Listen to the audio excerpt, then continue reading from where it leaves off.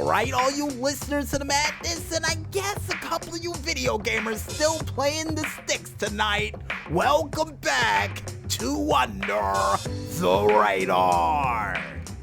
And me and the Maestro said, since unfortunately we didn't have any indie horror movie to bring to you guys for this week, we decided to make it up to you since we decided to stream a little late night pay-per-view on our Twitch page and said, hey, this would make for one hell of a part of the show to mention for Under the Radar. And the Maestro agreed, so without further ado, ladies and gentlemen, it's time for us to celebrate this Iridium milestone with another edition of Cue the Horns, Maestro. DJ Smokey's Great Moments in Wrestling History.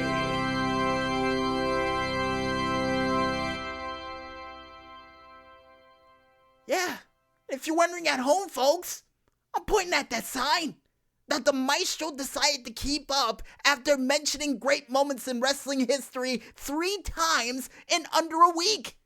Yeah, we're on a hot streak, folks. We're on a hot streak. But besides all that, this great moment in wrestling history comes from the video game none other than Wrestling Revolution 3D.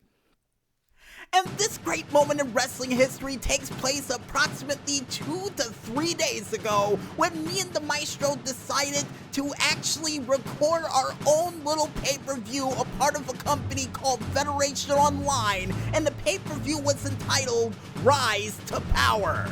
Now, prior to this pay-per-view taking place, folks, it would see a company civil war with not only a special trying to fight for his power, but at the same time, Matt Dickey going through everything that he could possibly think of to get him out of his seat of power since he decided to insert himself inside of a World Heavyweight Championship match where wrestlers like Samoa Joe, Score Benz, and even a wrestler who was 7'4" and 395 pounds known as Doom decided to all band together with Monica Marquez to fight against a Special's tyrannical reign as a group known as the Nation of Violence. And throughout the past couple of weeks leading toward this pay-per-view, they would do exactly what their name is,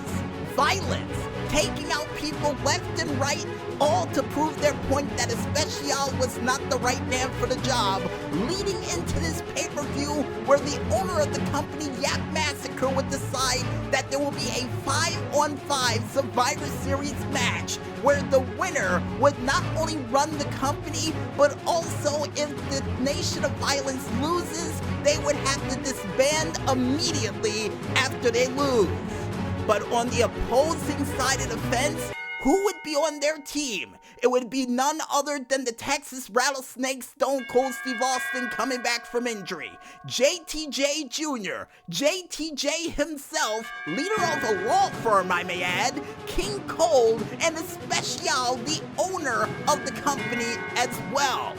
And on the opposing side for this 10-man tag team elimination Survivor Series-like match would see Matt Dickey, Low Key, the World Warrior, Doom, Batista, who came in from a surprise entrance thanks to Matt Dickey emptying out his piggy bank to make sure he wins this match, and of course, the World Heavyweight Champion and leader of the Nation of Violence himself, Samoa Joe. Now, when I first decided to do this match, it was under war game rules, and man, it was a war. Everybody who was at ringside beating the living hell out of each other with no rules and chaos and bedlam happening everywhere. Nobody could get a pinfall. Everything was chaotic. You had other people running in during the match like Score Benz, and after at least 15 minutes of this war that went on, I had no choice but to restart the match and make it a single ring Survivor Series match, which went absolutely insane even though there was count out involved.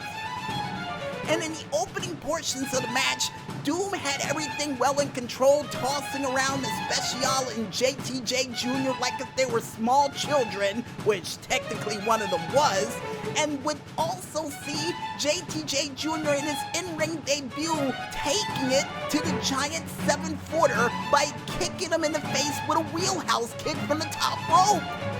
But ultimately, this match that saw count out after count out, and not only that, but would see Batista and even Doom leaving the team after Monica Marquez would decide to get a little bit too involved into the match. But before Doom left, JTJ would get eliminated with a divide and conquer, which was a modified sidewalk slam reverse DDT move that would see him injured during the match and unable to continue. And when the dust settled, folks, it would be down to two men. Not only you would see Low Ki on one side, but King Cold on the other side after Stone Cold Steve Austin would actually betray his own team, work for the other side of the Nation of Violence, and give a Stone Cold Stunner to the owner Especial, eliminating him during the said match. And when it was down to those two competitors, action went back and forth, seeing Low Ki doing a knee bar to the giant, well over 6-foot-tall King Cold, trying to eliminate his base and getting him to tap out where he wouldn't even tap out, would see King Cold doing his ice-cold clothesline to the throat of Low Ki, almost crushing his windpipe with that attack,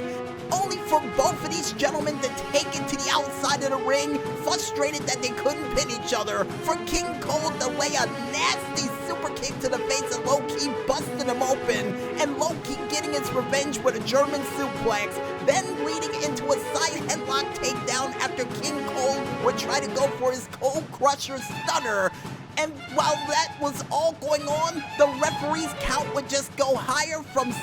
to 7 to 8. Both men ignoring the count, trying to beat the crap out of each other, for Low Ki to finally realize what's going on to make his way back to the ring. But King Cold, unfortunately, unable to get back to his feet, counted outside of the ring for Low Ki and his team of the Nation of Violence to reign supreme over Federation Online. And after the match was over, I would give a standing ovation for how cool this match was that I didn't even participate in, but was probably one of the best matches we've had since we started this makeshift federation well over 3 weeks ago. And the backlash after this match would take place would see JTJ unfortunately hospitalized for 7 weeks due to a severe rib injury after getting hit with the divide and conquer against the barricade, and with that added moonsault by Monica Marquez, I guess that was the icing on the cake that eliminated him out of this company for well over 7 weeks. But I got a feeling that this is far from over, and whatever would happen next, me and the Maestro would promise that we will record and bring to you fans firsthand by any means necessary. And I guess with that said, folks, wraps it up for another pay-per-view Rise to Power Internal War edition of the DJ Smokies. Great moments in wrestling history. And I guess with that said, we might as well head back into that music one more time. And when we return, we'll be back with the final segment for Under the Radar for this week, right after this. So don't go watching those infomercials just yet, folks, and stay tuned.